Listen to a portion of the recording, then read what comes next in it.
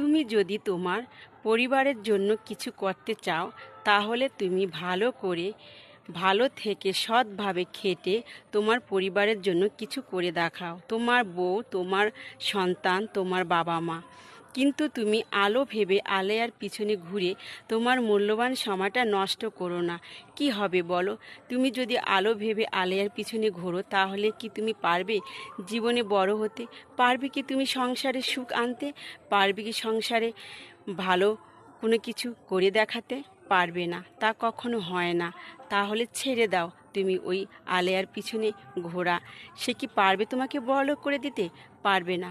কিন্তু তুমি সেই পথে চলো না, নিজেকে ছোট করো না। যে তোমাকে ভালোবাসতো, যে পরিবার তোমাকে সম্মান করতো, সেই পরিবার একদিন তোমাকে সম্মান করবে না, সে তোমাকে ভালো চোখে দেখবে না। তাই বলছি, তুমি তোমার নিজের লিমিটে থাকো, ভালো থাকো, সুস্থ থাকো।